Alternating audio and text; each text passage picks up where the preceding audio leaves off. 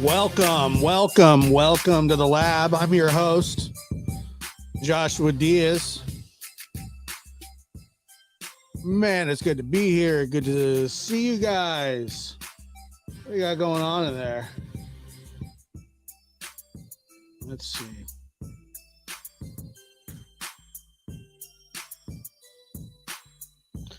All right. Audio's sounding pretty good. Thank God. We were having some issues, but I had my best engineer working on it. Welcome to the lab. I'm your host, Joshua Diaz. Shout out to the control room back there. You guys still there? Anybody still back there? Anybody in the control? Hold on. Anybody in the control room? I'm here. Hey, Peyton, that's you tonight, huh? Yes, sir. We were having some lag, weren't we? That's right, but I got it working. How long did you have to work on it? Well, that was about a 15-minute job. That's not too bad for a professional such as yourself. Yeah, not too bad at all. No, you're kind of the man. And that's what I like about you. What's that? I said, yeah, thanks. Yeah. Everything going good back there? I know we were having some problems, but I'm glad that you're back there. Yeah, running pretty smooth over here. Hey, Paige, can you get the Wi-Fi, please? Paige got the Wi-Fi. You got it all figured out. Got it figured out. All right. Are you excited for Christmas? Yeah, I'm very excited. I love how we start the show with you here, and I'm not sure why, other than you were still working on the. I didn't expect anybody to answer on that other side. You're a very thoughtful young man. You were hanging in there to make sure the show got off the ground, right? Yeah. Oh man, everybody. Give Pay a thumbs up in the chat. Oh boy, good for you. Peyton is also one of the executive producers of the No Big Deal podcast. He's the sound audio engineer for No Big Deal Productions. He makes a good living at it. Yep. Lives a great life, doesn't he? Yep. And sometimes he doesn't do what I ask always, but eventually he does, right? Yeah. You get it done, right? That's your thing. You get it done. Yeah. You're a go-getter. It's just I wait until the last minute. I know. I don't know why. It's more thrilling. For you, not for me. But you're the best in the business, and that's why I like you. Yeah. And you get it done for me, and you're a good kid. You're a good kid. Yeah, thanks. Oh, Christmas break for you. What do you hope? What are you hoping Santa brings you, son? Do you want to come sit on my lap and tell me, ho, ho, ho, Merry Christmas, young man? Come sit on. I don't think I'm going to do that. Ho, ho, ho. Merry Christmas, young man. Come tell Santa what you want. Come sit on. I'm going to pass. Ho, ho, ho. Merry Christmas, my young son. Come, sit on Santa's lap and tell us what you want. I guess I want a new watch. Son, wait, you got to come sit on my lap. I can't do that. You can't or you don't want to? Well, I'm in the control room. I know, but you can shut it down and come sit on my lap and tell me what you want for Christmas. Ho, ho, ho, Merry Christmas. Well, what if the stream goes haywire? Well, you can run back to the control room. Yeah, but I don't want to do that. I want to stay where I'm at. Make sure that everything's running smooth on this side. Ho, ho, ho. How much do you hate that? How much do I hate it? Yeah, how much do you hate when I go, ho, ho, ho? I don't think I harbor any feelings. Like you're not against it, but you're not for it.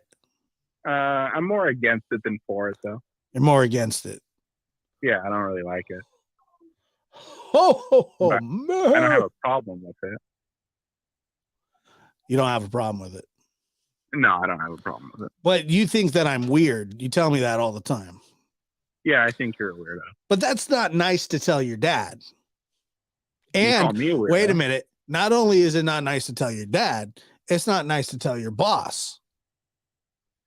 Well, I can't just be a yes man all the time. You can't be a yes man. You are a yes man. You're my I'm yes. not a yes man. That's true. You're a no man mostly. Oh. Ho ho ho. So tell us what you want for Christmas, my young lad. Can I do it without sitting on your lap? Yeah. Okay.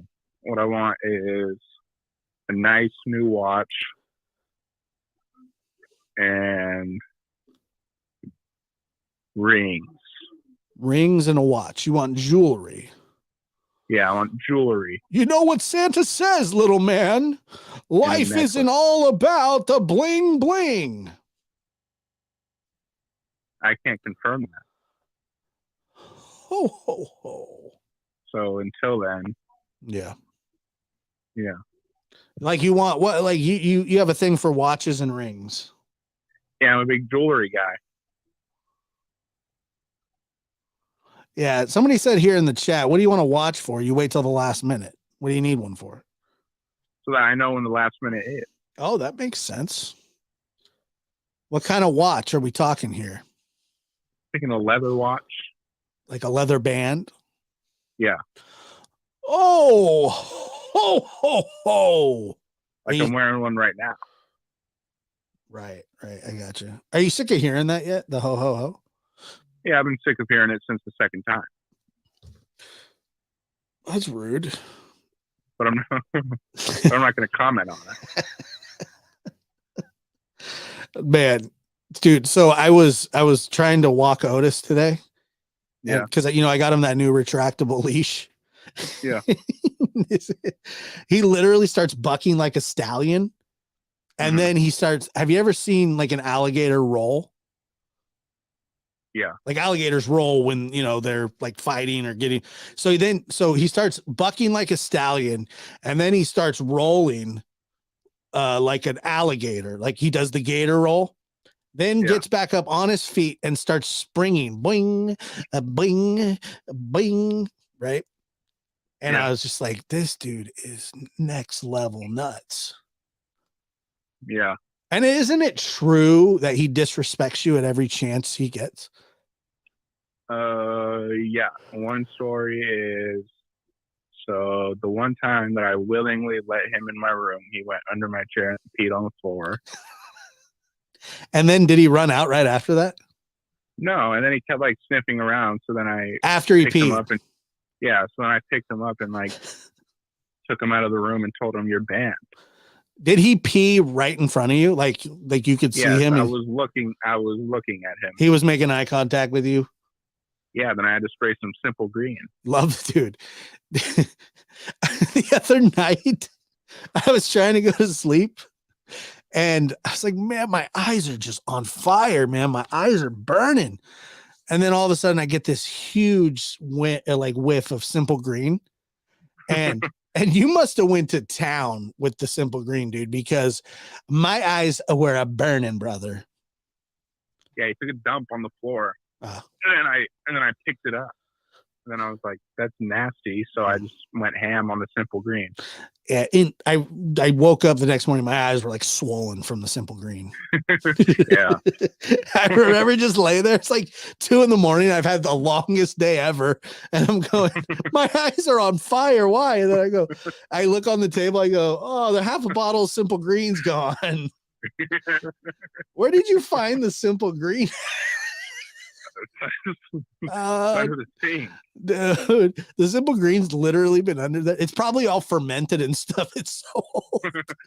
Probably old. It makes like extra, but it's non-toxic. They say it's non-toxic, But I don't necessarily believe that it's non-toxic because legitimately my eyes burnt like mace. Yeah. It's not cool, dude. Yeah. But it works, right? That's why you use a simple green.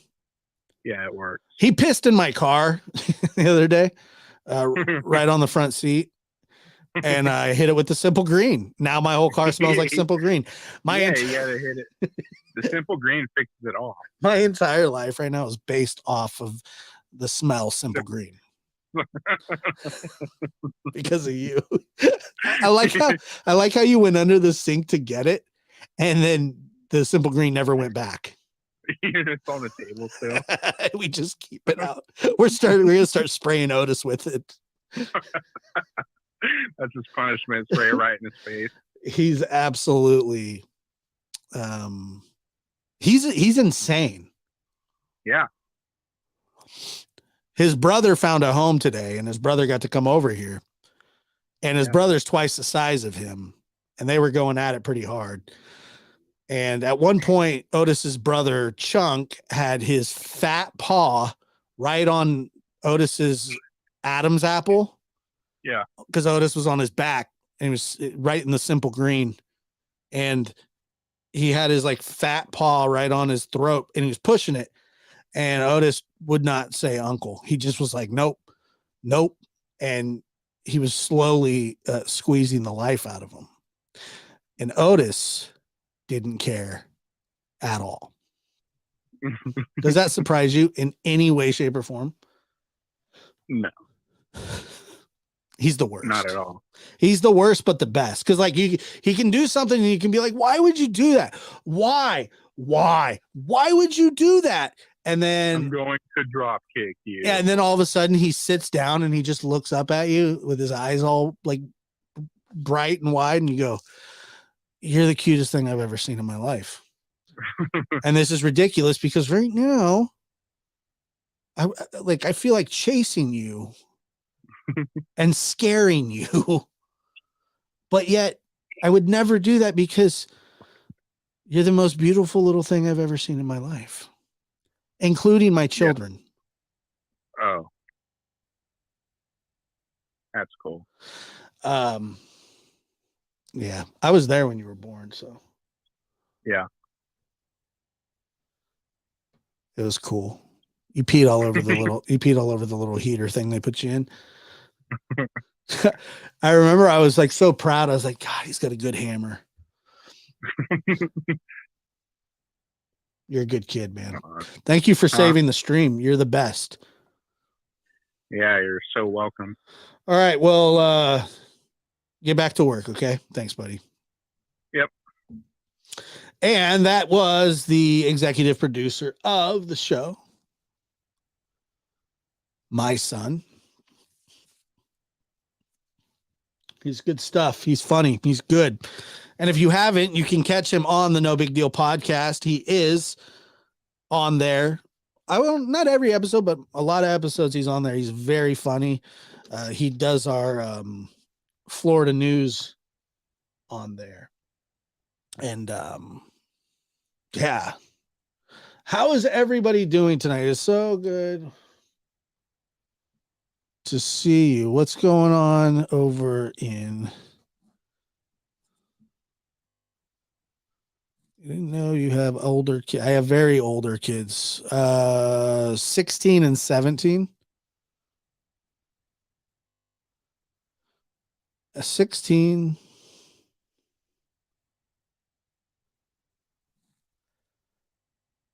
I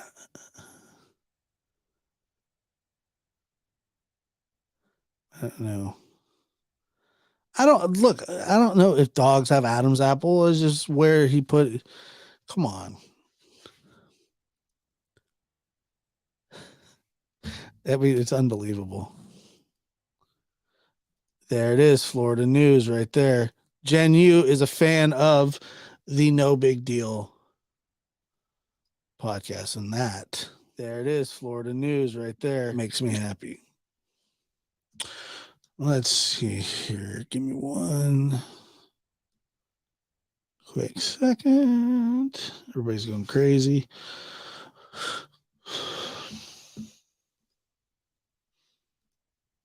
So, we were talking about Amanda Knox last night, which is always interesting.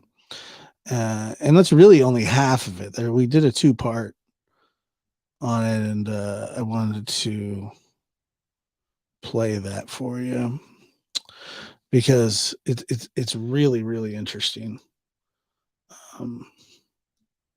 Gary, once again, is the best ever. And I'm going to go ahead and bring that up, and we could talk about it for a little bit. So let's go ahead and do it.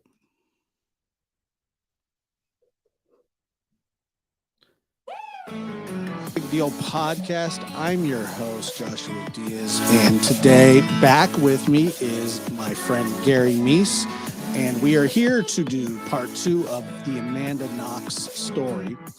This is where it gets extremely tricky, if it wasn't already tricky enough. And Amanda has signed a document saying that she was at the scene of the crime, and the Italian justice system is getting ready to indict her and Raffaele. So where's a good place to start here, Gary? Well, I mean, we can start here, but I think it's good to start off initially with just notice that the Italian system of justice is just very different from the American system of justice. And among other things, they can hold people without charging them for up to a year.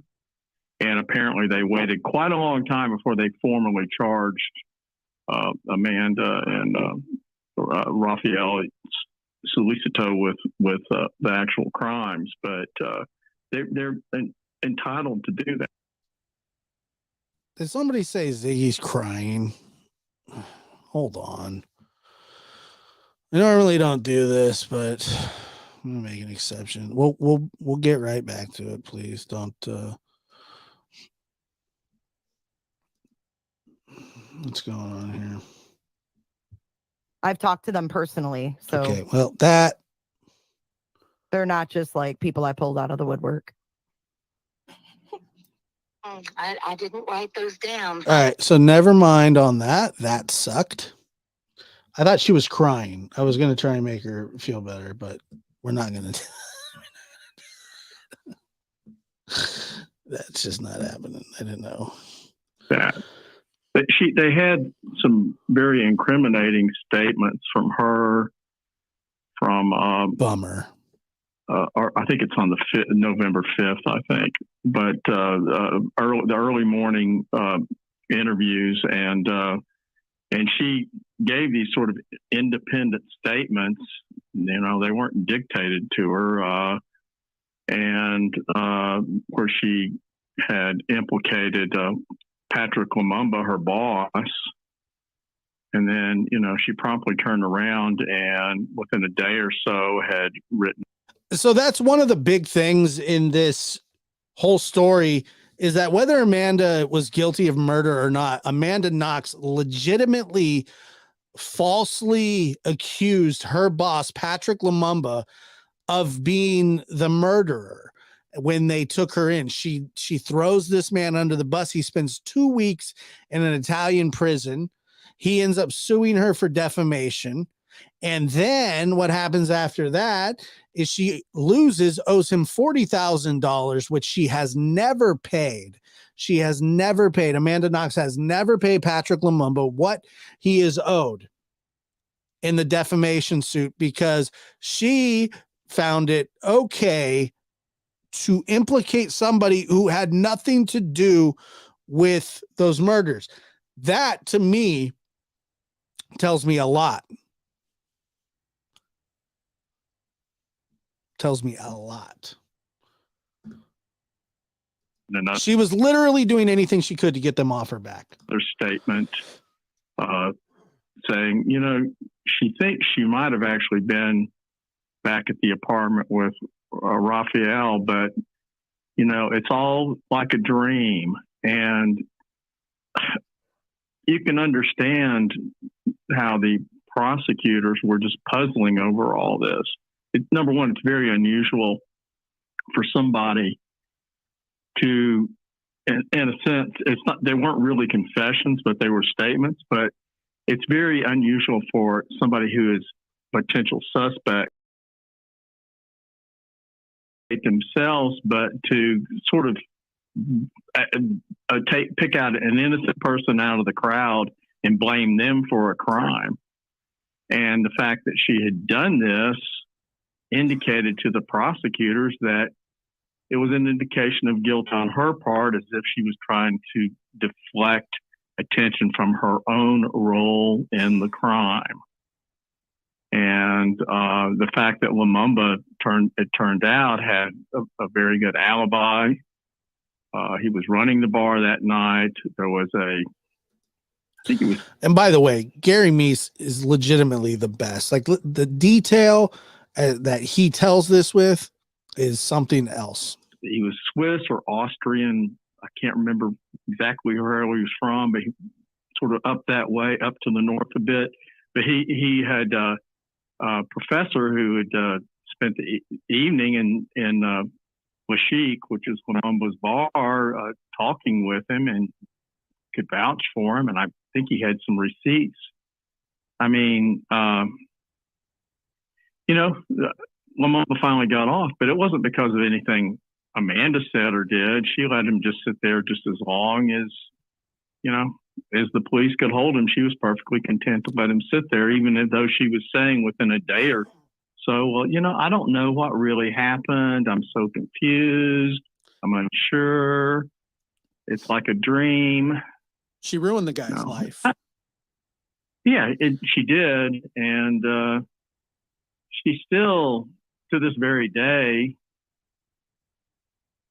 gets on our high horse about other people, including the guy who was I was just listening to something she put out just very recently about Rudy Guede being released from prison, and she's outraged about all this, and mostly because she says he won't take responsibility for his role in the crime, but she won't take responsibility for the crime she committed, which was slandering this poor guy that was running this bar. And he was black, okay? And Guede is black. So the guy who was actually involved in the killing was black. And her boss running the bar was black. I looked at the demographics in Perugia where this occurred, and they don't really break it down as far as like sub-Saharan Africans there in Wikipedia, but they have North Africans at 2%, and I'm presuming we're really talking about Libyans and people from that area up there toward literally North Africa. And so, and they're like at less than 2%. So it's not as if they're just, and I realize there's a large student population there, and there are going to be quite a few black students, but it's not as if there were just that many blacks in Perugia for her to coincidentally pick out one black guy, and it turns out it's another black guy. It raised suspicions then, and frankly, it should still raise suspicions. It raised suspicion of blaming them because they're black, or because that there's not that many to pick from. Well, mostly because maybe it raises the suspicion that she had some special knowledge of the crime, and one way to muddle the investigation is to pick out one black guy when it was actually another black guy. Now, admittedly, they were asking her about her text with her texting very briefly back and forth with Lumumba about coming into work, and they interpreted something she'd said, see you later, which is, in American parlance would be, see you around sometime, pretty much. They interpreted that. Apparently in Italian, the way it was phrased, it means, yeah, I'm going to see you at a time that we've already set. So, that created problems for her. So in a certain sense, Lumumba was presented to her, but she didn't help herself by not telling them that she had deleted the text, and with not really a good explanation about why she would have deleted that particular text. The whole thing was, among many things that look suspicious, that was one of the things that looked suspicious and raised questions in the minds of investigators who are trying to figure out what went on there. When we talk about these cases, and you and I have talked about several different cases before, like most of the time, the person that, I believe is guilty or that was found guilty incriminates themselves to police all the time. They by their statements, they give the antenna of the cops go off because of these misleading statements, these lies, these just the way that they talk about the crimes. And it seems like Knox kind of did, the same thing. She walked the investigators, in big circles, similar to the way that Casey Anthony did, similar to the way Damian Eccles did, certainly Nick Hillary, all those guys all have that in common, because people who are innocent don't have to do that. You're right. And, she volunteered the information that she was in the house when the murder occurred. Yeah. So, she didn't confess, yes, I was a participant in the crime, but she did write, for the record, on more than one occasion, that, she was in the house while the murder was occurring. And, but she didn't, but then she points to the wrong guy who was responsible for it. And then she later claimed she was confused. She didn't remember. That seemed like a dream. It's maddening and bizarre, honestly, to try to contemplate what possibly could have been going through her head. Gary, I don't really understand it. Do you think she did it because Rudy was going to implicate her, so she picked somebody who wasn't there, that was black, that wouldn't implicate her? That's a strong possibility. I mean, that's just my take on. I don't know what else it could be. I think that's a very. I think that's it's somewhat like a lot of things when you talk about this case. It's somewhat speculative, but it's a very reasonable speculation. It's something that makes sense, and the fact that she could point to Lumumba, and if somebody had seen her and Guede together, or video, cameras had caught him coming in, and as there was some video footage, not very good video footage, that seemed to indicate somebody who might be black walking through that area, that they could just sort of spin it off as Lumumba. Well, let me speculate just a little bit further, because I think that when she implicated Patrick, my impression of that is, who gives a damn if it sticks with him? If prosecutors want to put it on him, we'll be off scot-free. However, poor guy ended up having a strong alibi, and it just didn't work out for her. I think that her intention was to completely throw shit against the wall, excuse my language, till something stuck that didn't involve her. Yeah, except I think, as often happens in these cases, she didn't realize how much she'd actually implicated herself already. Right. Just simply by the fact saying that she was actually present in the house, but then claimed her involvement was strictly passive.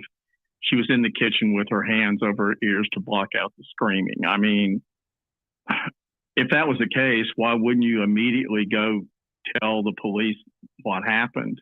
Why would you wait days and a number of sessions with the police to come up with this story if your whole purpose was to just simply get the guy who's guilty in the hands of the police?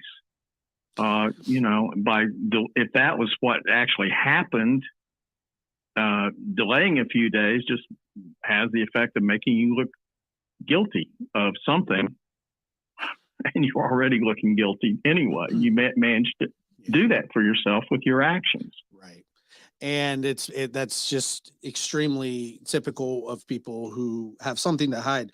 Now, so how long between, because I know that I believe Rudy's trial when he was indicted, because there was substantial evidence at the scene that implicated Rudy Guede. Also, there was DNA at the scene that implicated Amanda and Raffaele on the bra clasp. They were separately indicted and tried separately. Rudy was actually his trial began in 2007. Is that correct? I think that's right. He took a fast track deal, which is, and again, this is the Italian justice system is different. Fast track deal. It's a trial that's closed to the public. You basically just sort of throw yourself on. You go in there, and to a large extent, you're throwing yourself on the mercy of the court by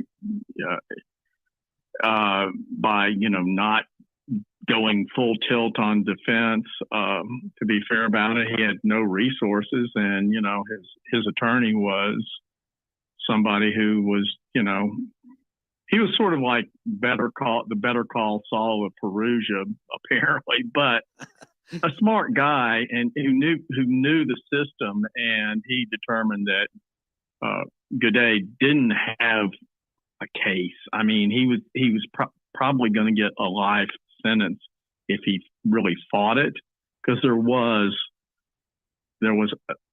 just a mountain of evidence that he was there. He was involved in some fashion with the killing.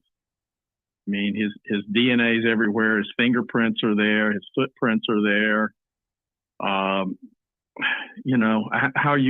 What's your defense in that case? You're going to say, well, I was there, but I didn't really do this. It was somebody else. Well, the jury's probably not going to buy that. And he kind of caught a bit of I wouldn't say caught a break, but for some reason they did not charge him with having a knife. And that's important in the Italian justice system for some reason, that he wasn't the one that brought the knife. They did not charge him with that.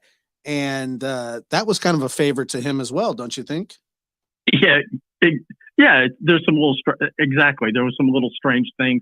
This fast track thing allowed him to plead out on a charge where his role was as being involved in this conspiracy to murder and into burglary. And I think he got it was in excess of 25 years. I think it was something like 28 years, and then they knocked it down over time to like 16 years, and now he's essentially out, and has been for a couple of months now. Yeah, and the judge basically didn't buy the fact that he helped stage anything because it would have implicated him anyway, correct?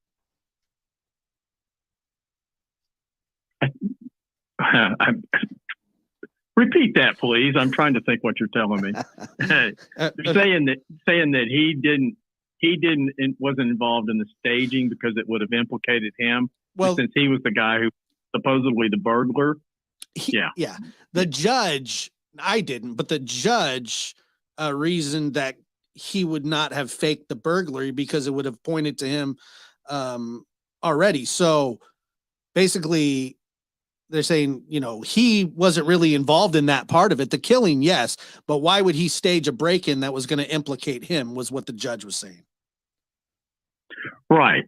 And of course, people who are defending Amanda Knox and there are many of them, claim that the burglary, there was no staging of the burglary, that Guede, broke into the place through this huge rock, 16 feet through these closed shutters, through this window, broke the window open, climbed up this wall with very few places where he actually had an opportunity to,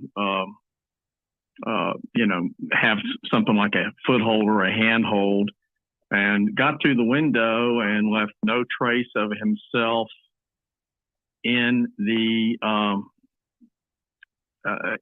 on the windowsill. I mean, he didn't. There was no blood from his hands. I don't know how you would grasp that windowsill with all that broken glass on it and not cut your hand somehow, and not leave blood as a result. But there was no sign of any blood from him. Right. And so, go ahead. Go ahead. Well, in October, it was I think it was 2008 when they found him guilty. They did sentence him to 30 years in prison, but his sentence was reduced to 16 years. And then he was released early, or he's being released early. I don't even know if he's out yet, but they said that he was getting released in December. He is not out yet, but he will be out within, they say, a couple more months. And he was authorized to finish his sentence with community service. And Amanda is none too happy about him being released early, because apparently he has a book deal ready to go, where he has no reason to not tell the truth other than to sell books, I guess. So I guess he would, but he's going to implicate her again, and she's not happy about that. No, and he has no reason to. He could confess. He could, whether the story would be true or not, he could take it all upon himself and absolutely absolve her from any responsibility or any role in this whatsoever. But you have to question why he would do that. And because there, the rulings by the courts never let her off. I mean, people say, "Oh, yeah, she was acquitted," and she was acquitted of ultimately, and we'll get to that. She was acquitted of the murder charge ultimately, but the courts never absolved her of being present at the scene. They just didn't place her in the role of murderer. There's a difference between exoneration and acquittal. Yes. Yeah. Exoneration really implies, that you've absolutely been proven you had nothing to do with it. And honestly, even this acquittal was something a little different from what you would usually expect. You would usually use that term in, it's a legal ruling, but, in the American system, it would be, well, you were acquitted. They proved that at least you couldn't prove it beyond a reasonable doubt that these charges were against you, but the charges are gone. Well, in this case, they just simply sort of dropped the charges. It wasn't as if they said, "Oh, well, they're really innocent." Except in the narrow sense of being directly involved with the murders. And apparently, we're sort of getting ahead of ourselves a bit, because I'm really talking about the final ruling on this. But apparently, it's not usual in the Italian justice system for the Supreme Court rulings to just simply sign off on guilt or innocence, or come to this sort of conclusion here where, well, we're just going to drop charges. They're free to go. We're going to let the charge of I guess it's calumny. I've never heard it pronounced, but slander basically against Lumumba. That stood. I mean, she talks about the time she spent in prison, uh, 3 years or so of that time it's still considered to be time she served for slandering Lumumba with this false accusation. And he does not take any responsibility for that in any of her public statements.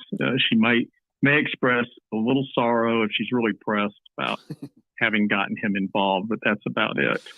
Yeah. And why did it take them 2 years to take them to trial? So there's a gap. Obviously, Rudy says, okay, you got me. Now that's 2007. Fast forward to 2009, where they are put on trial because the court finds that there's sufficient evidence to try them for the crimes. Correct?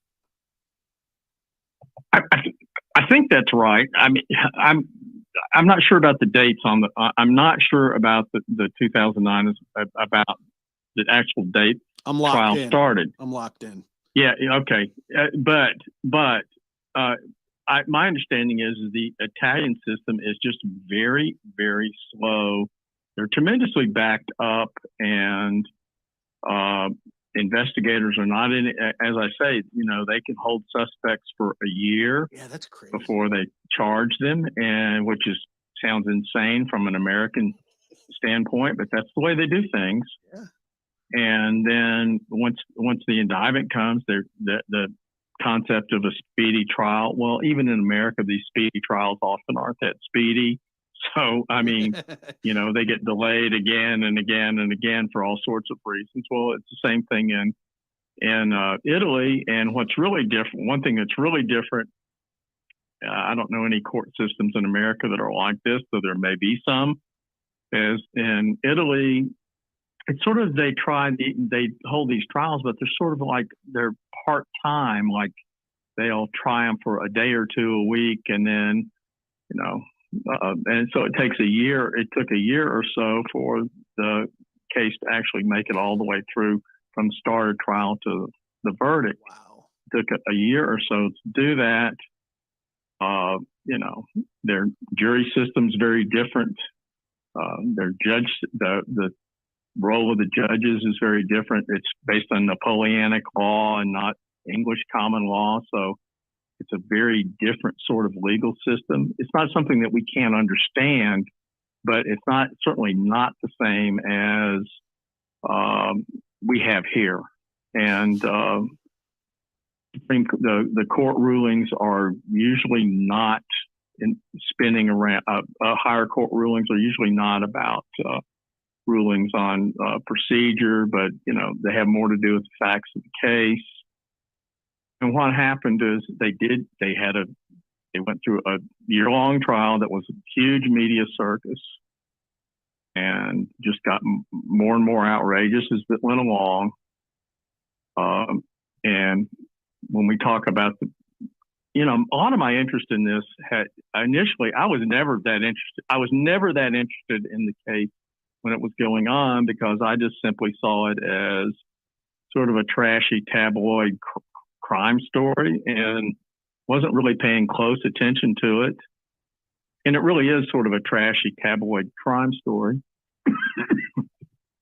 But what is interesting to me now is, besides some of the business with the DNA, is looking at the role of the media in all this. And you had basically at least three different arenas of the media that were somewhat at war with each other. You had the Italian press that absolutely, for the most part, absolutely thought she was guilty and presented it as such. Then you had the British press, and they had this strong tabloid tradition there with really sensationalized news. Not all their newspapers are like that, but a number of more prominent ones are. And so they just went to, and Meredith Kercher, who was the girl who was killed, was British. She was very, very British. And the British just absolutely drilled down on Amanda Knox. Tribalism. This horrible, horrible person. Yep, Foxy Noxy. She's not wearing panties in prison. She had her vibrator out. Yep. She had condoms in her little bag in the bathroom. They got her diary from prison, and she listed all the guys she'd had sex with, and that created a huge scandal. And then, but in America, she had all these. She had her parents. Of course, she's from here. Of course, there was from Seattle. There was 2 bases of support in Seattle. One was a group called Friends of Amanda that organized all these fundraisers and had all this community support. And basically it was, she's a local girl and she was an honor student and went to a good school, and we're going to back her no matter what. And then her parents had hired this guy named David Marriott, who was a PR guru, marketing guru, and he was involved in shaping and crafting the media narrative on a national basis. So her parents wouldn't talk to anybody at any of the networks unless they were asking the questions the parents wanted asked. They weren't going to handle antagonistic interviews or interviews from reporters or journalists who thought that Amanda might be guilty. So in a certain sense, they controlled what the media narrative was in the United States. And of course, there was a certain amount of rah-rah, she's an American over here as well. So just in general, and that people thought that the Italians were out of control. So can you and in certain sense, I think they probably were out of control in a certain sense, and that they, there was a frenzy and a real drive to get her on the part of prosecutors there. Can you imagine, like, an American who has, is there any doubt after looking into this case that the American justice system, while it is not perfect, is literally the crown jewel of all criminal justice systems? I think it's pretty good by comparison to the Italian system, which seems extraordinarily complex and imprecise in a lot of ways. I will have to say that there was, having all these rulings, and look, what you had was you had the conviction. Her and Amanda and Raphael were convicted after a year-long trial. And then, but what you have there in Italy, it's not just one and done as far as the conviction is concerned. There's an automatic appeal system. So even when you're convicted, you're not really convicted until another court has ruled on, after surveying what the first court has done, the second court looks at the proceedings and rules that indeed the conviction was properly reached. And so got to the second court, and what happened there was, because a lot of the case was based on such things as DNA evidence, they ordered a review of just essentially almost all the physical evidence involved in the case. And it's very interesting because part of what is shown by the results of that is DNA has been set up as some sort of gold standard for physical evidence. If you've got DNA evidence of somebody's presence there, then they were there. Well, what's happened, and it's not just in this case, but in like the Stephen Avery case or other cases, where even though, you've got the DNA evidence, but how did that DNA get there? And did you test it properly? And was there contamination and so forth? And this is what they did with the evidence in the Amanda Knox case, and Raphael's thrown into this as well, is they basically picked apart every individual piece of evidence, the physical evidence in particular. They got some experts that were not sympathetic to the prosecution view. And so, we had what appeared to be, you had a knife from Raphael's apartment that was believed to be the murder weapon, one of the murder weapons that was believed there were two knives. And as far as anybody knows, Meredith was never at his apartment. There's no evidence that she was ever there. Amanda didn't really know Raphael, hadn't known him for that long. They'd only been going out together for about a week. There was substantial DNA from Amanda Knox on that knife, and she did cook at the apartment. So it's not surprising that there would be DNA from her on a knife from Raphael's apartment. But their testing showed, it was a very small sample, but it showed that there was DNA from Meredith Kircher on this knife, and apparently it wasn't blood because it didn't give off the right signals. But it was some sort of material from, skin or something from Meredith Kircher. What the experts came back with when they reviewed this is they said, well, it was too small a sample. And indeed, the person who tested it really had to work on amplification. And she felt she followed the standards enough to determine that it was indeed Meredith Kircher's DNA, but she did not have enough of a sample to retest, which is the standard that you would prefer to use. Part of the complicating this is the defense attorneys had the opportunity to review. They could be present for all the testing or send a representative to view all the testing and so forth to make sure the lab is doing things the way they're supposed to. But they generally chose not to do that. They weren't present, certainly weren't present for all the testing. And the expert said, well, the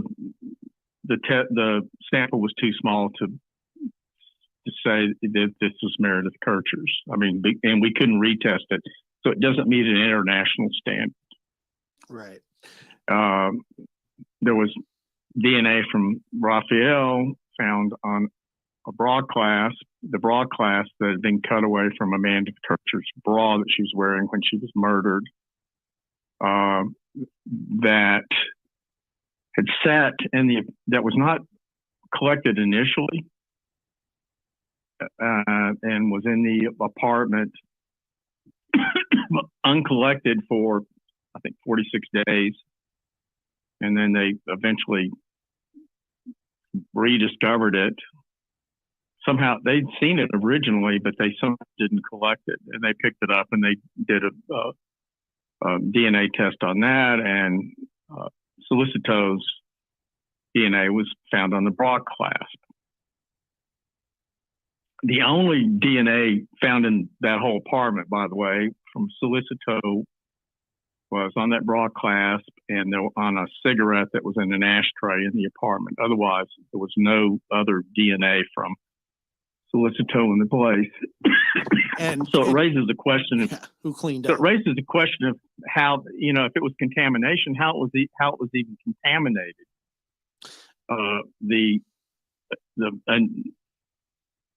The initial person who tested it, I just can't think of her name right now, but she plays a fairly prominent role in the case. She said she followed all the standard rules for handling this material. However, there was a videotape, and you can see it if you watch enough coverage of the case, where they discover the bra clasp, and one of the investigators hands the broadcast to another so that they're passed between two people. Presumably, they may have touched some other surfaces. So, there was a question of contamination there, and the new experts attributed that DNA to contamination. So she gets off. Really couldn't. Go ahead. Yeah, they really couldn't explain away some of the other mixed DNA around the place with mixed blood from Amanda and Meredith in the bathroom, mixed blood in Philomena Romanelli's bedroom, where the window had been broken open. There is really no explanation for that. Yeah, and so they're found guilty, but the kind of guilty is not a definitive conviction.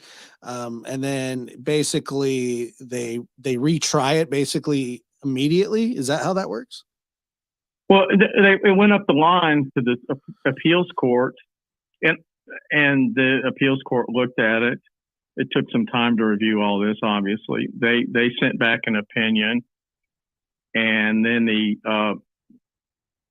the case was retried using basically the same evidence, and they were found guilty again. So then they're found guilty again, and then at what point there's an acquittal and release that does happen? Is that after the first two convictions? It's whenever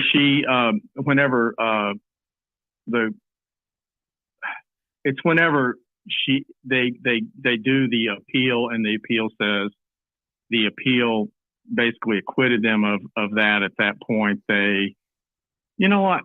I'm afraid I'm going to say something wrong here, so I'm going to shut up. Yeah. I don't. Tell me. I don't know. All I know that when they were found, or when they were acquitted, it was in 2011. So it took a year for that to happen. But yeah, it was on October 3rd, 2011, when they were found not guilty of the murder, and then they were released. But right, it was 2 years later that there was a retrial. And what I don't understand is, and maybe you can help me understand this. In 2013, she was already back in America, correct? Yeah. Why did she go back? Because she could. She was, as far as they were concerned, she was innocent. She was back to being innocent until proven guilty, assuming they even have that concept in Italy. And I'm not sure about that, but let's take the idea that they had found her on the appeal level. They had found her not guilty, and so they allowed her to be released. They have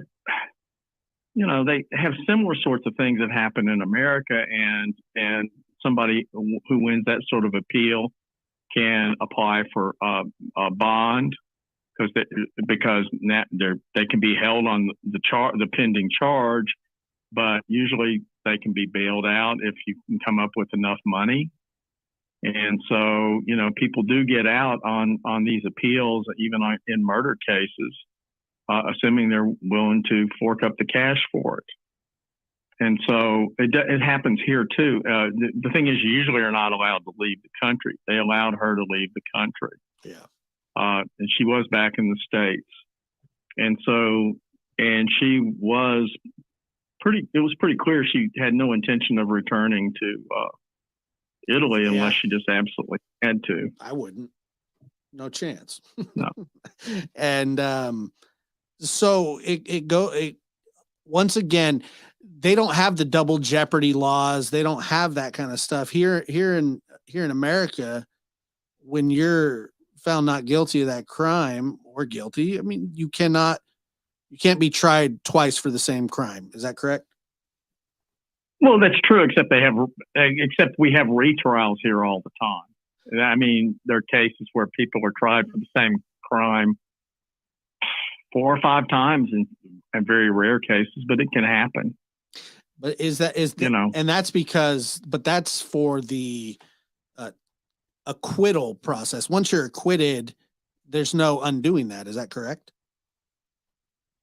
Well, what happens is in the States, what happens is you go up the line and there's a retrial order because usually for some technical reason, say there's a Brady violation that they should have incorporated some, they should have disclosed some evidence that the prosecution didn't disclose some evidence they should have disclosed.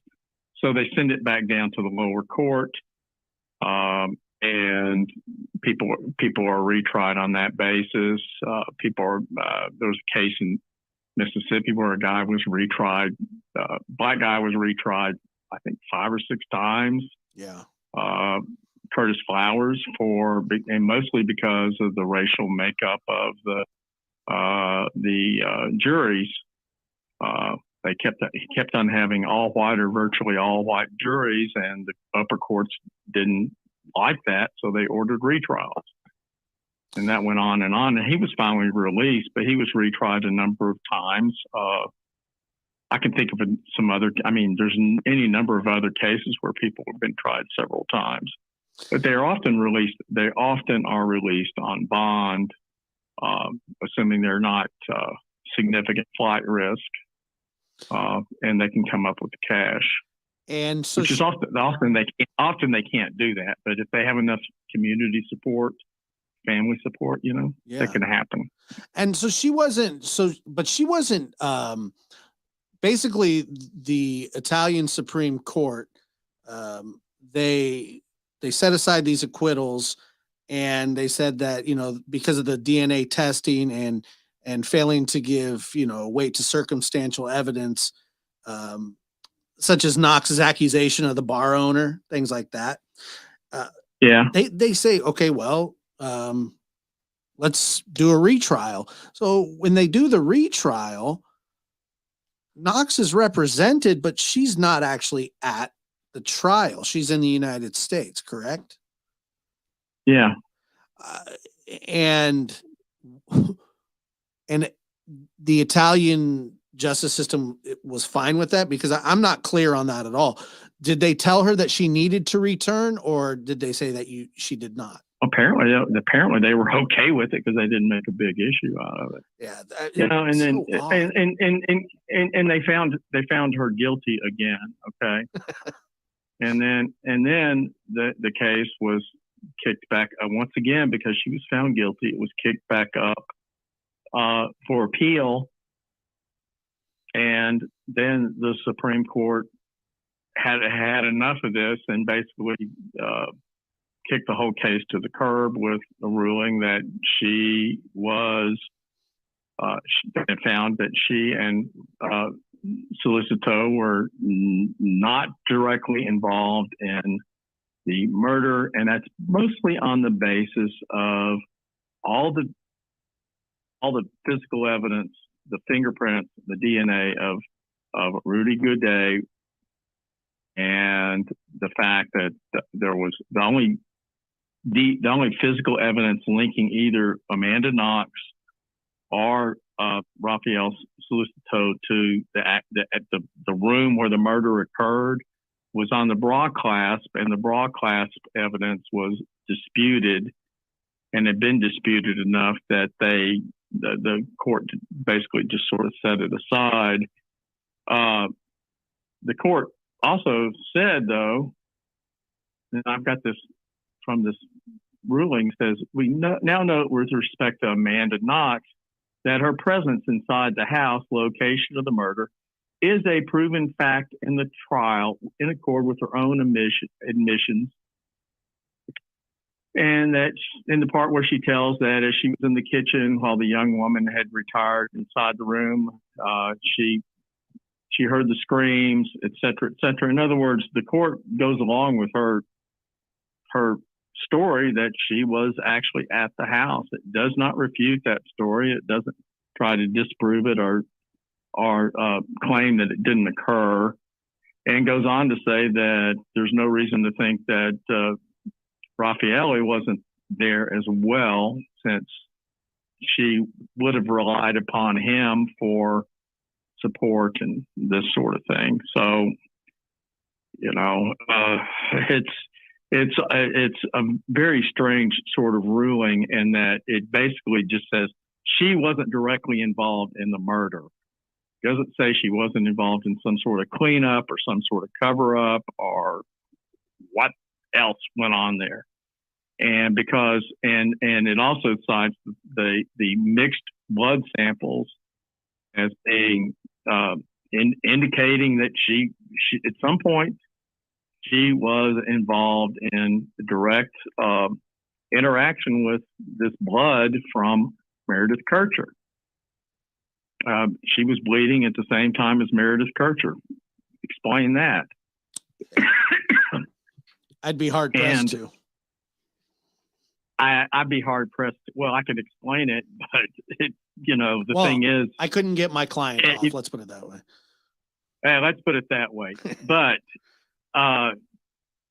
because there was this lack of physical evidence inside the room, she got off on, and it's really a technicality, on the murder. And the supporters now will make a big deal about, they qualify this with, there was no evidence that either one of them were in the room based on confirmed evidence. Well, there was disputed evidence that Solicito was, had some role in removing the bra clasp with a knife. And, there are other indications around the house, shoe prints, and these mixed blood samples that Solicito and Amanda Knox were somehow involved in the crime scene. But I can't explain it. I can't explain it. Yeah. To me, it is this case is a real mystery in some ways. I think Giuliano Menini, the prosecutor, did some overreach, which is probably within his purview there in the Italian system, but he came up with these elaborate theories about sex games and so forth. A lot of that stuff is just sort of being made up. Speculative. There's the real no. It's very proof, speculative, yeah. And what is clear is that there's some unexplained role that she had in all this, and I'm convinced that that's the case. And maybe it was just some sort of abortive attempt to cover up that got carried away, and by the time 3 or 4 days later, she's floundering around and comes up with this cockamamie story about Patrick Lumumba. You have to actually look at what the court documents say, and most of them are in Italian, so most people, but you can find English translations. The Murder of Meredith Kircher website is particularly good about, it has a lot of documentation. It does have a viewpoint, but it has a lot of documentation to back up the viewpoint. That it has, that she's somehow guilty of the crimes. I'm more on the fence about whether she was actually involved in the actual murder, but I don't think she's innocent in an absolute sense, and she's absolutely guilty of slandering Lumumba, destroying his life. And I just find it amazing that she is making a living as an advocate for the wrongfully accused when she has actually served time in prison for wrongfully accusing someone, and has not really apologized for it or really tried to make good on it at all. Well, so this is where, because she's not done, because there's another, they call it the final decision, correct? It was heard by the Supreme Court of, I believe cassation. So that's the highest in the land, right? So the one before it was the Italian Supreme Court of something else. I can't remember the name. And then now we're on to they call it the final decision, and it is the highest court in the land. And whatever is decided here is decided and final, right? Yeah. So, and like for all the reasons that you said, her and Raffaele are acquitted of only certain aspects of it, though. That's really important. Like you said, only certain aspects. She was in trouble for falsely implicating Patrick. I think there were other things that she could have been charged with, tampering with the scene, but that she didn't get charged with. Well, I it's possible. Like I'm not an attorney, okay, but the way I read these documents indicates that they did drop the charges, but they didn't drop them with prejudice, meaning that if new evidence somehow appeared, she could be charged again. So in a certain sense, it's not final, and which is maybe something she's very concerned about. Yeah, Raffaele's getting that, or not Raffaele, but Rudy Guede is going to write a book. Rudy Guede is going to write a book, or no? He's going to tell somebody else. I really doubt very seriously that the Italian authorities at this late date would attempt to prosecute her for anything unless there was some sort of amazingly compelling evidence that I frankly can't imagine. Well, they screwed the pooch on this, man, big time. And what's funny is what's funny is that they had these moments where that looked like it was a total victory, and then it turned around into defeat in one sense, in one way or another. I think within their own sphere, the Italian system, I think that these Italian authorities probably did just fine because they were perceived as correct, even when they were reversed. I'm not talking about within the legal system. I'm talking about among the population. Right. I'm sure they viewed it as a disappointment, but the Italian public opinion was very, very anti-Knox. Can you blame them? The British, I can't. And then I find a lot of irony in Amanda Knox wanting to, immerse herself in this Italian culture. And I know we talked about this the last time, but I find it amazing. She goes over there and she just persists. It makes no attempt whatsoever to fit into any sort of way that the Italians actually think about things or do things. She insisted upon being the ultimate ugly American and did a bang up job of it over there. And her parents fed her ego and all this. And it was interesting to me. I was listening to her latest, a recent podcast where she did it with her husband, this poet, a poet, but this day and age. So there's family money there apparently, but there has to be. Yeah, no doubt. But she has her mother as sort of like a guest commentator on her podcast. Oh, nice. So there's this sort of weird dependency on her mommy, and and she acts like she's this rolled feminist, but then I need my mommy. Right. Yeah. I find it bizarre and really kind of contemptible. If you're going to be a bold adult American woman, then don't go crying for mommy all the time. But she's still crying for mommy. She's not by all accounts, and once again speculation, but this is from many people that met her, people that were with her over there at the time, that she's not a very nice person, and that she is or at the time was rude, just flat out rude to people. Yes. And that's I think she not really disputed. No, I think it's also not, to be fair about it, it's not disputed that she was also a pretty good prisoner, and that she got along with people. She did what she was told. But I don't think the other prisoners particularly liked her. Yeah. She didn't particularly work at fitting in, but she didn't make waves, and that goes a long way in prison. So, Of course. yeah. So she sort of fit in prison, which is probably one of the places you really don't want to fit in really well in. Usually, if you really fit in well with prison, maybe there's something wrong with Maybe you. you belong there. Yeah.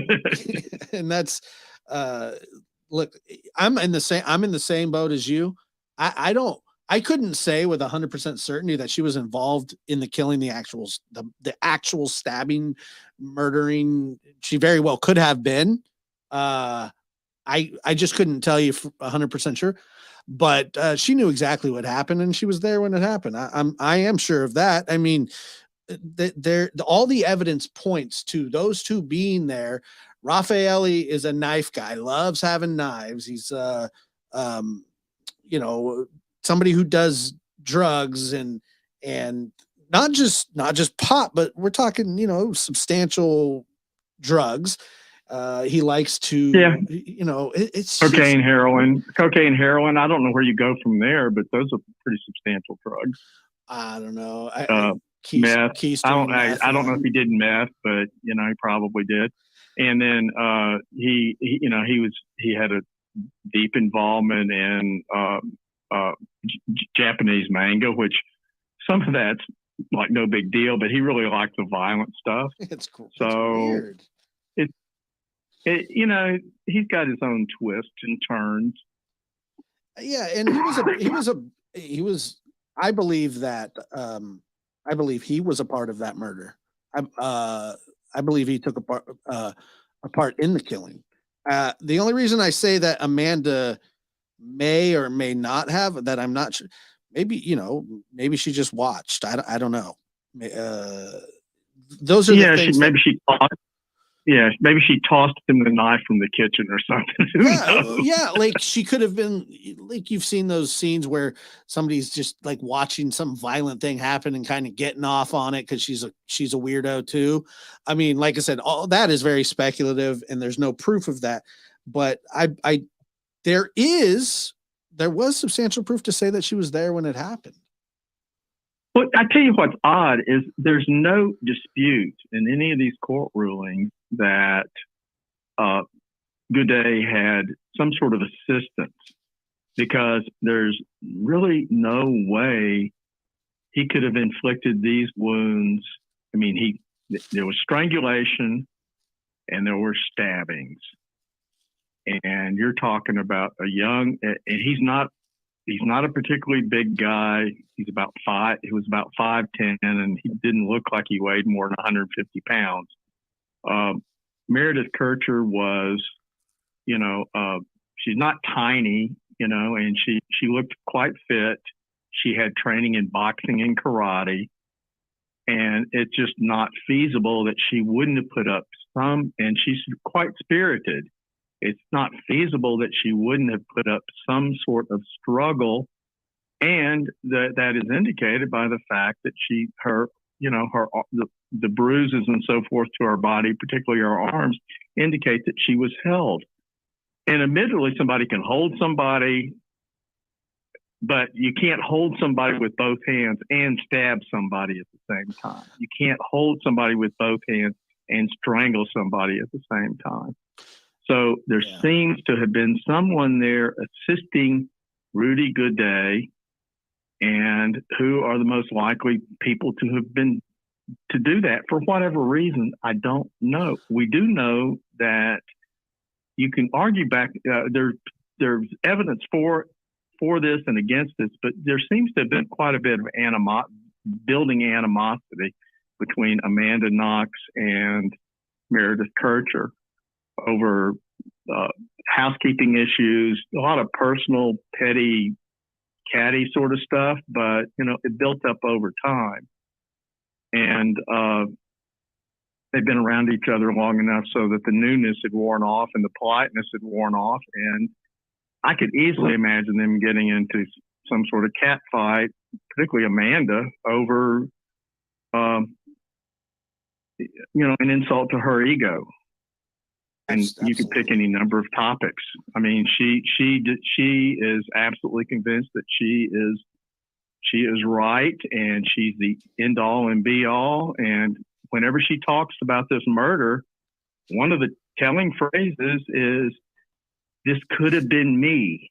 In other words, it always comes back to Amanda, Amanda, Amanda, and this is part of what's off-putting about her.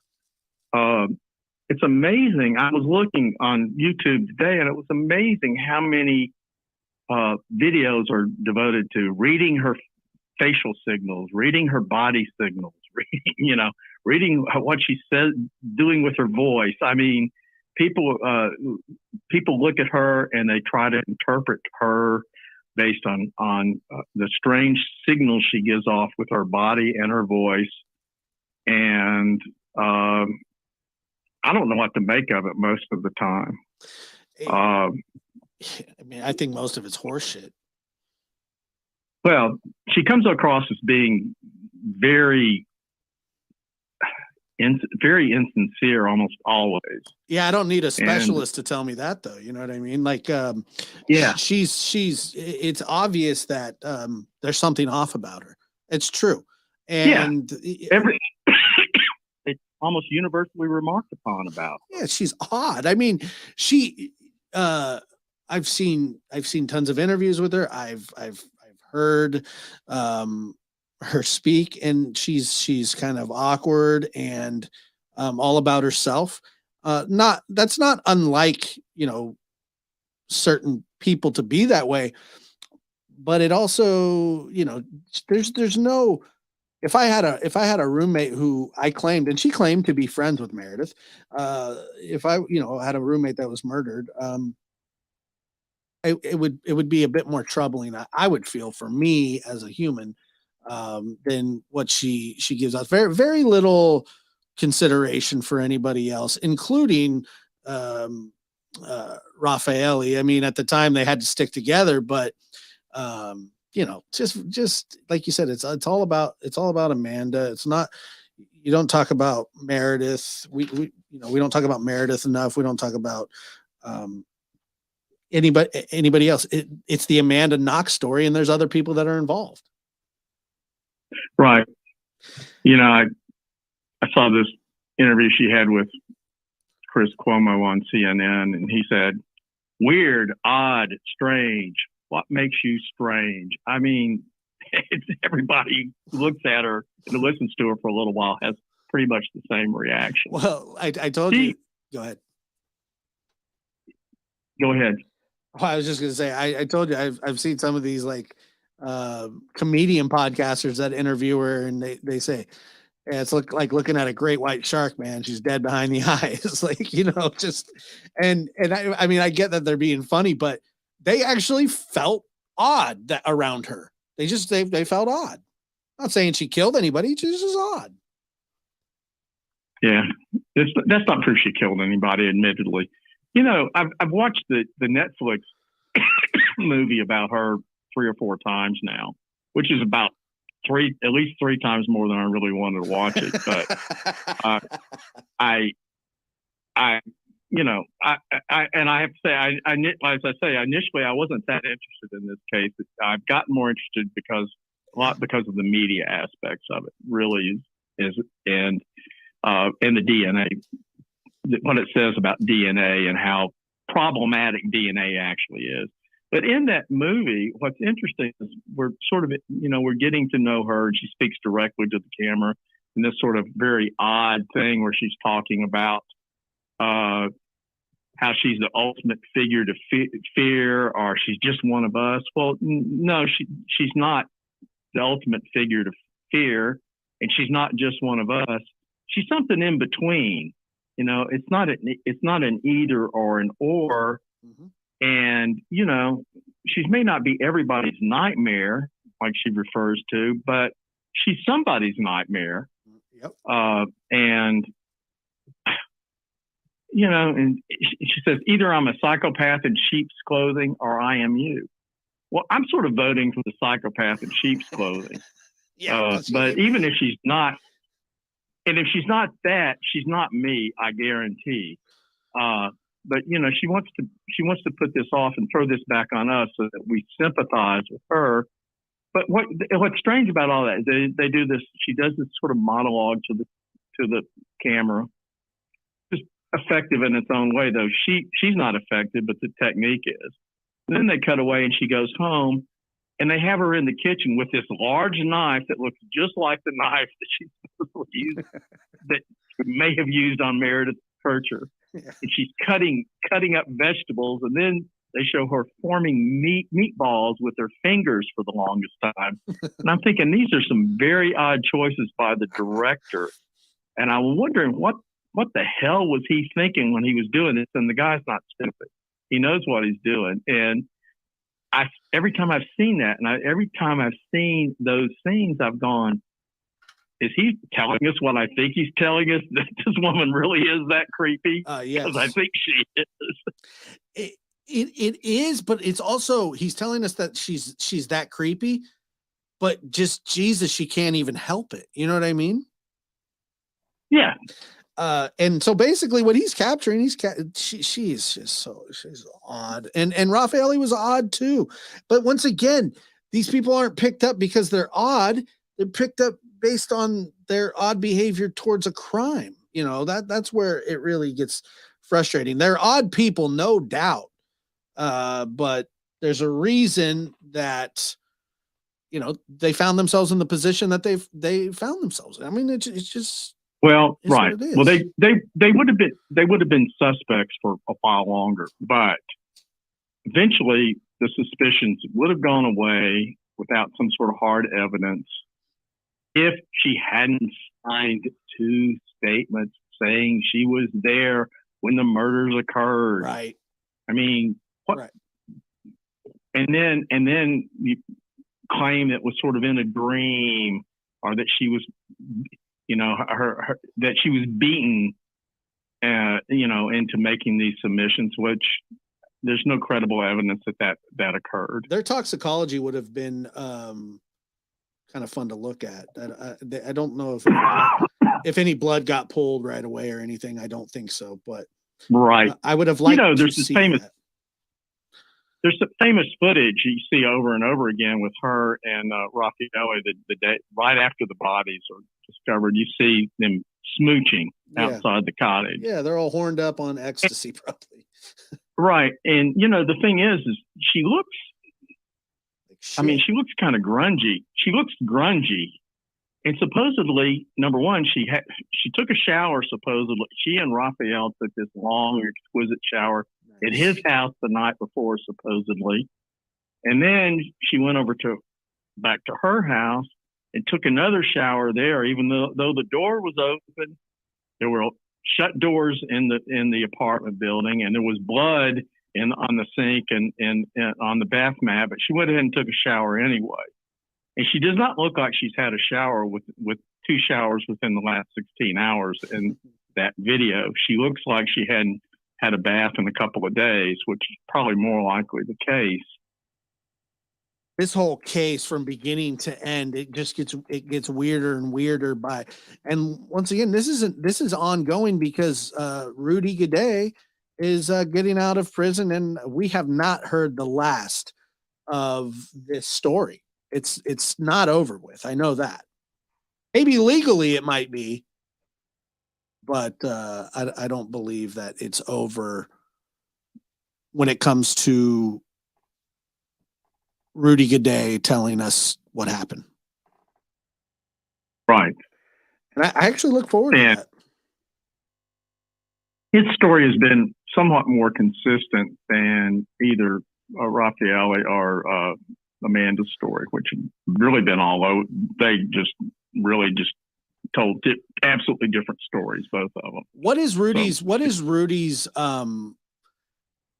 What would be his reason to lie now that he would be out of prison after serving this? Like, is there still motive for him to lie? I mean, people are going to buy that book no matter what, right?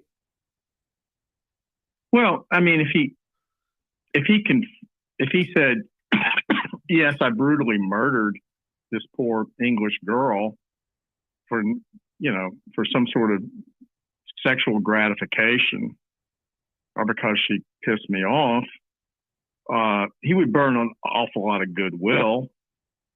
Other than that, I don't know of any. Again, we're talking about Italy, so who knows? Maybe they can come back and sue him for something. But maybe the Kirchers could come back and sue him for civil damages. But other than that, I mean,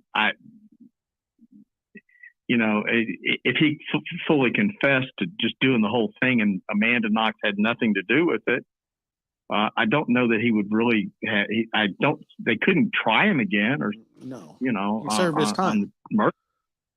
He's done his time. He's a scumbag, by the way. Sounds like it. Yeah, well, yeah. When we talk about him here, he's kind of the sympathetic figure out of the three of he's kind of the sacrificial lamb, really. But he's a scumbag. Yeah, he's no better than any of them. And who knows how good his word is. I mean, it's probably not great. I mean, he had a difficult childhood, but he had some people who were a rich family in Perugia, very supportive and was willing to help him out. And he basically just sort of blew him off and wouldn't go to work, wouldn't do this, wouldn't do that. And they finally just had it with him and said, we don't want to have anything to do with him. Right. And then and then they make a big deal about how he was a notorious local burglar. Well, he wasn't really, but he had been implicated in a couple of illegal entries and some burglaries, but of office and a nursery.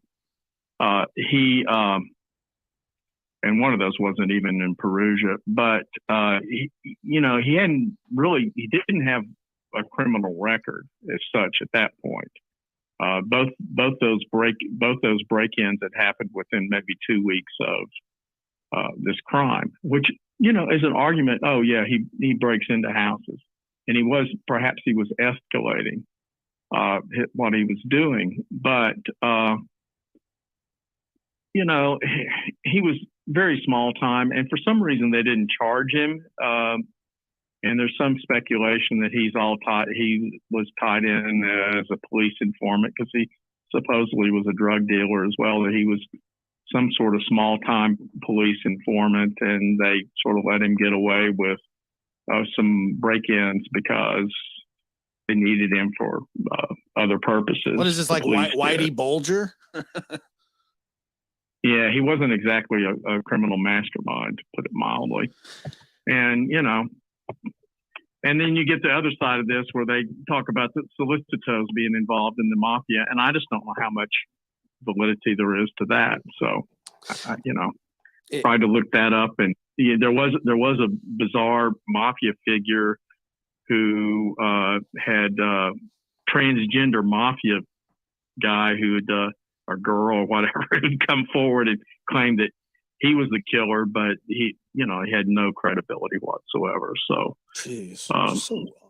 People are odd. That's another strange thing that really hasn't shown up in any of these shows, but because it's not really very credible. I mean, there are sometimes people will show up and say, "Yeah, I did this," and they didn't have anything to do with it. They just want the credit for it somehow.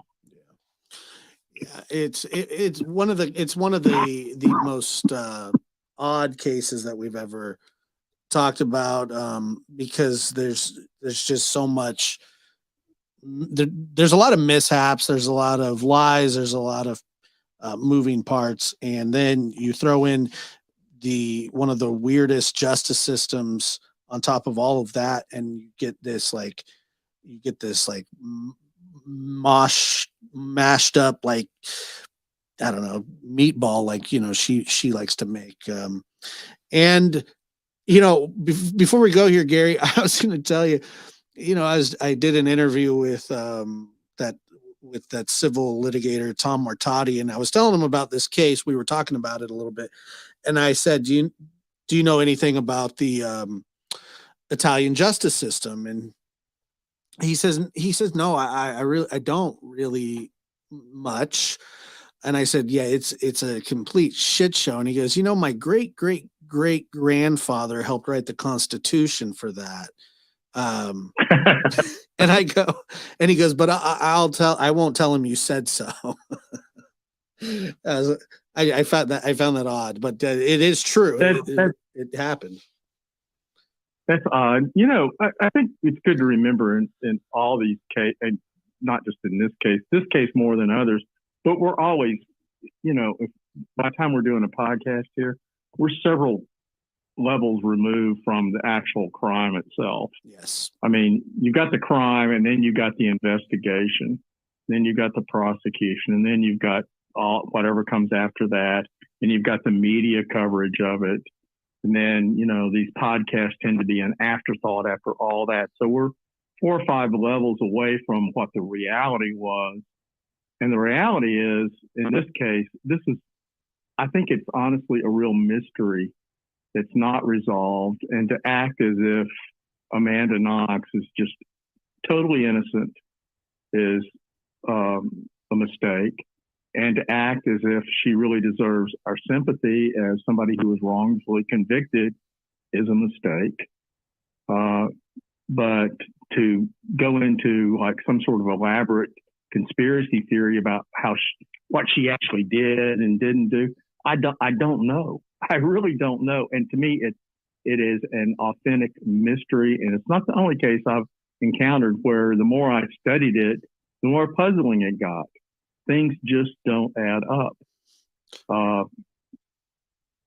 Would it be a mistake to think that she was 100% guilty too?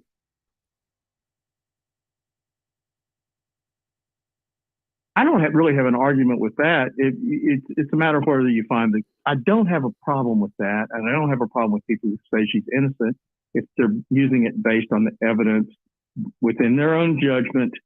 They decide that this evidence is either valid or it's invalid. And part of what this goes to show, and some of these court rulings get into this, is the science has outpaced really the human capacity to understand. When you can take DNA, you can claim that Solicito's DNA really wasn't on the class because it's really DNA from 4 or 5 other people that just sort of all magically aligned so that it matched Solicito, which is one argument. And as a scientist claims this, I'm sort of going, it sounds like BS to me, man. Yep. At the same time, I don't know why it's just on the broad class, but it is his DNA. I'm convinced his DNA. His DNA is that somebody. One of the witnesses for the prosecution said DNA doesn't fly, and I think this is probably a truism within the DNA community. It didn't just magically show up on that broadcast. It was there for a reason. The only thing about it, we're not really sure exactly how it got there and why it was there and no place else in the room. But it wasn't anywhere else, and his DNA is not anywhere else in the house. He wasn't there that much of the time. Gary, what are the chances that 4 or 5 other people touched this bra clasp, that committed this crime, that mixed to make it Raffaele's DNA, and then he just so happens to be at the house with a mop and bucket the next day? I have no idea. I mean, when you put it that way, it's just asinine, right? Right. It's ridiculous. Right. Of course. It's ridiculous. And an expert said that. I mean, that's one of the most ridiculous. Yeah. He did. I mean, I know it's stupid. The DNA was Raffaele's. How it got there is our guess, but it's his DNA. Like, come on, guys. Like, that is evidence. Like, people get convicted for less than that all the time. Right. The judge who was writing this, and maybe it was a collaborative effort, but the judges who were writing this are basically confessing that their capacity for understanding the evidence that is put before them really exceeds their Yeah. their level of expertise. But when it comes right down to it, who else is going to make those decisions? Do you trust those decisions to be made by scientists who, in many cases, are bought and sold by not so much the prosecution, but the defense? Yeah. You can go out and buy a defense expert. It's not exactly a big secret. Yeah, and they're not cheap, but well, most of them aren't. There's probably some cheap ones around, but most of them, exactly. But most of them aren't cheap. But often, when we're talking about this, we're talking about stuff that's in certain levels gets to be when you talk about like cell phone tracing, where they determine where somebody is based on pings. It sounds like real science at the time, but who's going to argue that the guy even has any idea what he's talking about, unless it's another expert? And they're all sort of in the same game, so to speak. It's the same thing that happened with the OJ trial. Besides, there were other factors, but they got this DNA that matches him. Nobody understands what the hell it meant. Now you look back and you go, oh, how did they miss that? Well, nobody understood. People did not understand that kind of science back then. They just didn't. And it was definitive. Right. It was much more definitive than this case, for instance. Oh, big time. And yeah, and it's yet you will still have people who will claim that the DNA evidence is planted. Sure. Right. Tons of it. Yeah, in the OJ case, even though there are people that defend him. People at the time barely understood what the DNA evidence would have been. Most people. But are there people that still defend him? Geez, I guess. That's scary. I mean, that's just, yeah, OJ. But you understand that, like you said, the comprehension of the understanding of the DNA at the time was new science, but it was definitive. And then you have these experts trying to explain to these jurors who, break rock for a living or, are car salesmen. They want them to understand this extremely scientific process. And it's not that easy to explain to somebody. So, they, especially back in, what was it, 90, I don't know, 95, 96, something like that. Yeah. Well, it's insane. It's hard. There's no reason to expect a judge. There's no reason to expect a judge today to also be a DNA expert.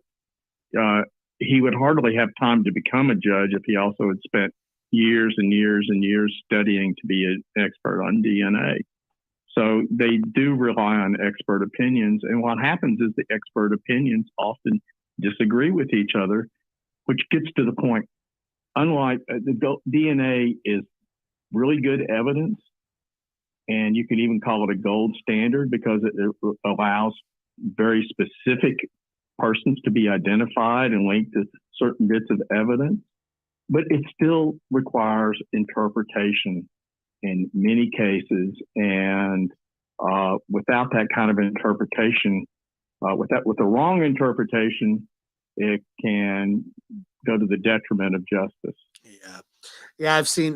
We've all seen it time and time again. And today that it still happens to this day. That's kind of what happened in the Garrett Phillips case as well. They claimed it was junk DNA, and that wasn't the reason that it was thrown out. But that is what they do. It's junk DNA. It's not reliable. It's not, when in fact, usually you just have to be able to understand it, and that is not easy to do, especially for a judge, especially for a jury. Right. The DNA did point. It was Nick Henry DNA. There's not any question about that. It was one in 30 million, and that was a really small town. Only 30 million instead of 30 billion, but whatever. Yeah. Anyway, what does it matter, right? Right. At some point, it gets to be ridiculous. A similar sort of thing is, you have DNA evidence in the Stephen Avery case on the hood latch, his DNA on her hood latch. How else would you interpret that but that he put his hand on her hood latch before or after he murdered her? And yet people will claim, oh, well, this is planted DNA. And, Well, that's the only defense. That's the only defense that they really have, is that when people leave their DNA behind like that, right? It's really damning. And then you anyway. We probably kicked this around long enough. Yeah, it was a good time. I enjoyed talking about it.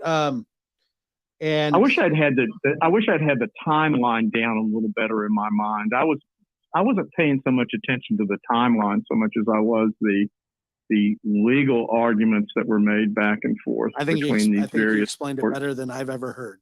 Honestly, it's not easy to understand. Okay. It really isn't. And I'm not. You did a great job. You really did.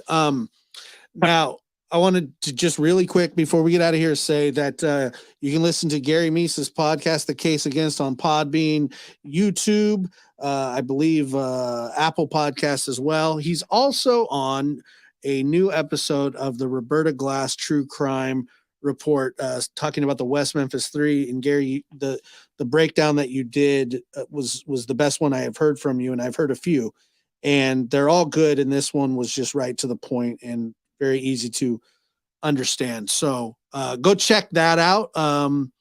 And anything else on the way out, Gary? No, thank you. Thank you for having me today, Josh. Yeah, I had a lot of fun. We'll do it again, I'm sure, soon. Okay. Bye. My man, Gary Meese. He's fantastic. Top-notch writer. And yeah, he is great. He is so cool. We have several podcasts together. We have more planned for the future as well. And yeah, Gary, man. How do I get this stupid banner off? Okay, well, so when I take that, the banner, good God, man, there we go. There we go. Good to bring some Gary on, man. He's the best. And we have, like I said, we have several podcasts that we've done, and we have some more planned. And that is a fact. What is this? No way in hell he's innocent. Didn't strike his ass twice. Josh, thank you for covering so many different topics, cases. That's why your channel stands out in a good way, of course. Thank you. Thank you. Gary, please thank us for him. Thank him for us. Thank us for him. I will. Yeah, dude. Seriously, Gary. Like, hey, Josh, I think we've been kicking this around for a while. I got stuff to do. I'm a prominent author, and you're sucking my time up. Episode of the Roberta Glass True Crime. Like, listen. Let's go back here. And I wish I'd had the timeline. Right. It's really damning. And then you anyway. We probably kicked this around long enough. Yeah, it was really, dude.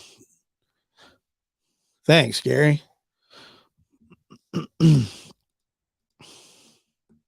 No, he wasn't super smooth about it. He was. I didn't find it smooth at all.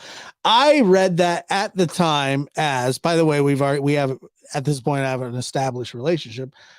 I at the time basically took it as, dude, you're killing me here. It's really damning. And then you anyway. We probably kicked this around long enough. Yeah, it was just done. He's like, I'm done talking about Amanda.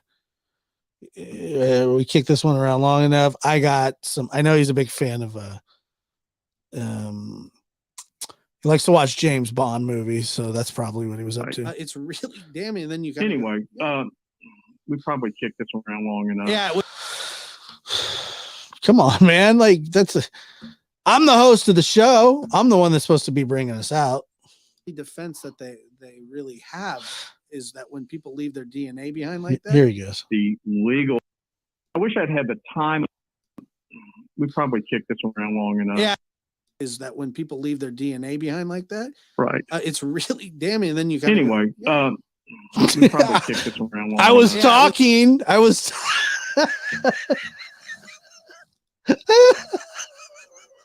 I was talking, Gary. We probably kicked this around long enough. Yeah, it was a good time. Yeah, thanks. Yeah, let's just wrap it up, Gare. Let's go ahead, Gares. Just wrap her up. These elaborate conspiracies going. That's the only defense that they really have is that when people leave their DNA behind like that, Right. it's really damning. And then you Anyway, we probably kicked this around long enough. Yeah, it was a good. Yeah, I wasn't in the middle of saying anything. I wasn't in the middle of wrapping the show up. I wasn't in the middle of anything particularly important, Gary. Damning. And then you anyway, we probably kicked this around long enough. Yeah, yeah, we kicked it around long enough. Hey, Josh, I'm gonna end the show for you. Yeah, we kicked this around. Look, dude, come on. Right. It's really damning. And then you anyway, like anyway. We probably kicked this around long enough. Yeah, it was. Did we? Have we? Did we? Have we? Did we? Anyway, like the anyway, I think the anyway is funnier than the we've kicked this one around long enough. Anyway. Right. It's really damning. And then you anyway. And moving on. That's scary for you. We probably kicked this around long enough. Oh yeah, thanks. Elaborate conspiracies going. That's the only defense that they really have is that when people leave their DNA behind like that, right? It's really damning. And then you anyway. Oh, anyway. Oh yeah, why not? It's just Gary. Right. It's really damning. And then you anyway.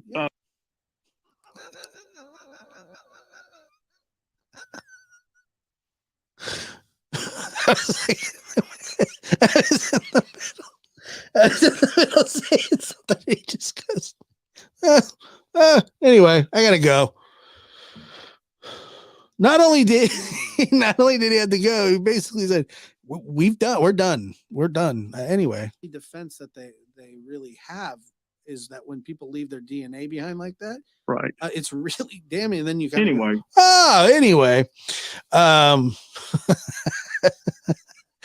was gonna make a point. I was making a point.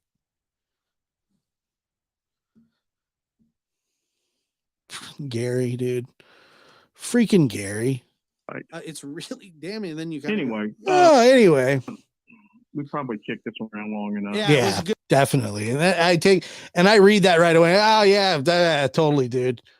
Thanks. He's off the Christmas list. Right. It's really damning. And then you anyway. We probably kicked this around long enough. Yeah, it was a good time. It was a good time up until that very second when you humiliated me in front of my friends, Gare. Is that when people leave their DNA behind like that? Right. It's really damning. And then you anyway. We probably because like I'm on your show.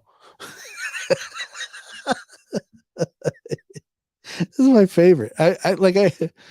It's really damning. And then you anyway. We probably kicked this around long enough. Honestly, I didn't even fight. I was like, he's done with it. He's done. Yeah, let's do it again. Is that when people leave their DNA behind? And this is true. Right. It's really damning. And then you anyway. We probably kicked this around long enough. Yeah, it was a good time. I enjoyed talking about it. And I wish I'd had the timeline down a little better in my mind. I wasn't paying so much attention. Oh, let's just worry about everything you want to worry about, Gary. I wish you had done this. So much as I wish you had done that. I wish you hadn't said anyway. It was a good time. It wasn't. It was a good time. That's the only defense that they really have is that when people leave their DNA behind like that, right? It's really. He's all right. He's done. Right. Really damning. And then you anyway.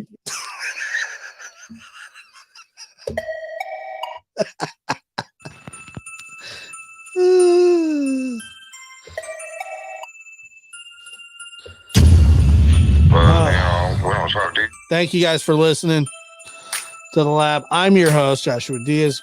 Good to see you. Thank you, new members. Thank you, super chats.